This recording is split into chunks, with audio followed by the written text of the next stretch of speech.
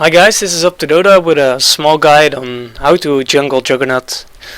Instead of picking a lobby game, we picked a real game in order to have a real simulation about how it's going to be in a real game.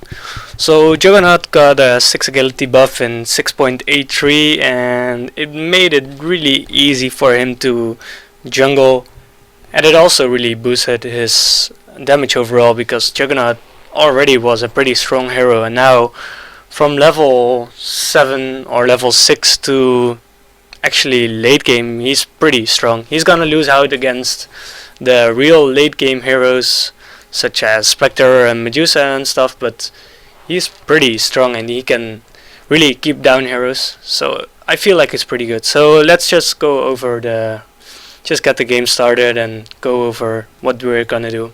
So we start out with a Stout Shield, Kelling Blade and a Tango. It's the safest build, so we're always going to follow this.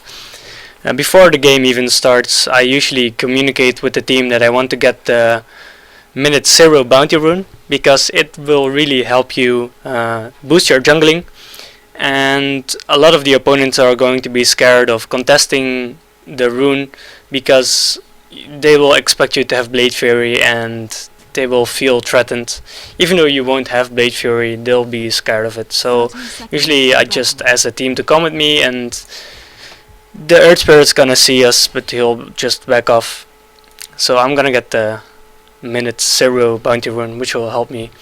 The only heroes that are a threat to the jungle Juggernaut are the usual jungle threats such as Rikimaru and Gondar. It's usually physical damage dealers that pose a threat to Juggernaut in the jungle. So for this build, for this technique, we're going to focus on the physical DPS rather than Blade Fury, because for Blade Fury you won't have enough mana to spam it against camps. So here we're gonna get a minute 1, or we're gonna get the first blood with 3 heroes. It's helpful, but it's not really like it's needed. You can do it without the bounty rune, you can do it without first blood. So you're gonna go for this medium camp on Dire, this medium camp on Radiant. So you're gonna clear this tree. This will get you in a choke point, and it'll help you get one creep to hit you while the other one will run in circles, and it'll help you take less damage. So we're gonna try and clear this before minute 1. Sometimes you'll succeed, sometimes you won't, but the most important thing is to have another spawn here on minute 1.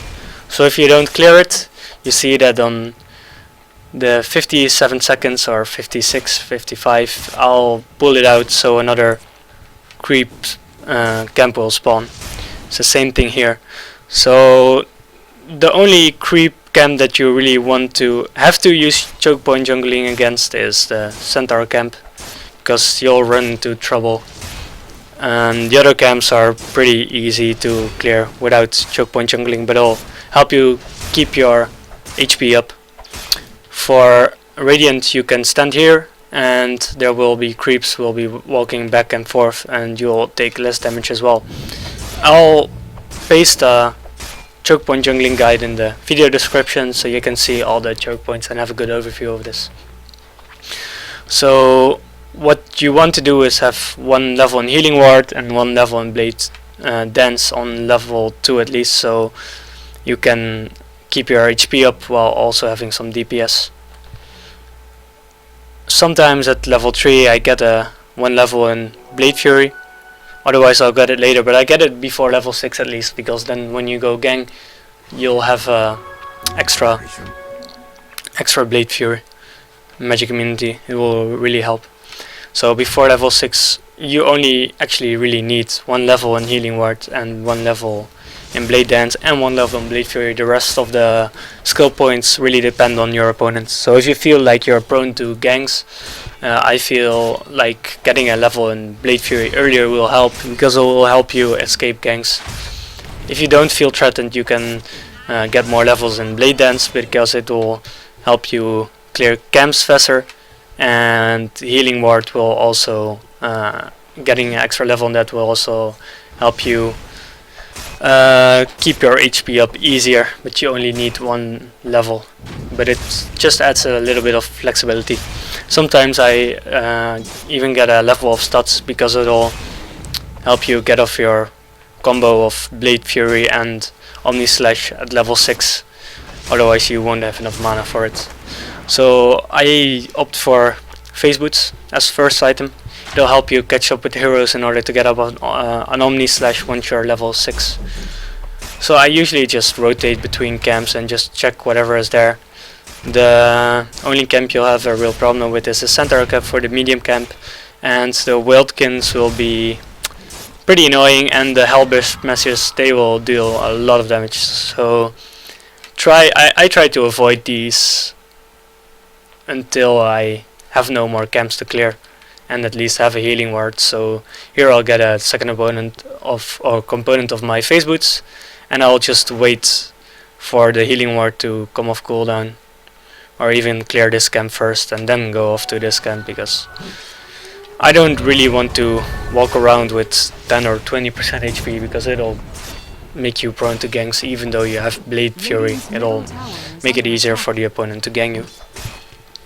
So yada yada, on level 3, level 4, it'll be easy to clear most camps. You'll just continue to farm, look at your opponents, see how your team is going to lose the lanes because you're in jungle. Either way, it doesn't really matter, because the strength of Juggernaut is that once he hits level 6, he'll get a easy kill on almost all heroes actually. So don't worry about falling a bit behind in terms of levels on your side lanes, because once you're level 6 you'll turn it all around. So you'll just continue to level, and if I remember, I'll be level 6 at 6 minutes 30, yeah, blah blah blah. So when it comes to items, I almost always get Phase Boot first.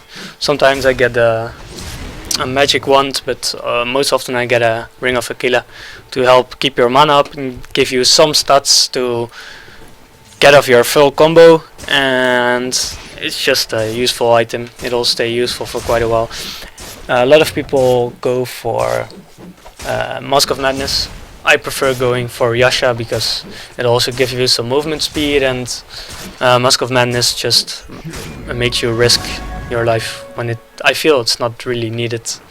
Omni Slash without Mask of Madness is good enough as it is. So another option for item is Lothar. It's pretty good against heroes that you want to sneak up on. For example, heroes that have a mobility spell like Queen of Pain, Bottom, Earth Spirit. You'll usually be able to kill them before they have time to react. So Lothar is pretty good. It's also pretty good to get away. I get Monta most of the time early. It's good to get out of any silence. It dispels a lot of nasty debuffs, and it'll give you movement speed, which is nice. And the illusions actually deal quite some damage. They have a high attack speed, and with the agility buff they are quite strong. So I just opt for Manta style in most games. So Juggernaut, you'll see that from mid game on, Juggernaut is actually pretty strong. He deals a lot of right click damage. You don't have to focus on Omni Slash. A lot of people go for Aghanim Scepter, but you know, Aghanim Scepter is countered by Ghost Scepter. Even though there's ways around it, I feel like it's not really worth the purchase most of the time. I rather increase my physical DPS next to the ulti. The ulti is good enough as it is. So here I'll die, but I got a kill on their carry. So I feel like it's good enough, because you have an extra carry. You'll have the Slark farming either way, and you'll just take extra XP and gold from jungle. So they have one more hero you have to build items for to deal with, and you'll just be a big nuisance.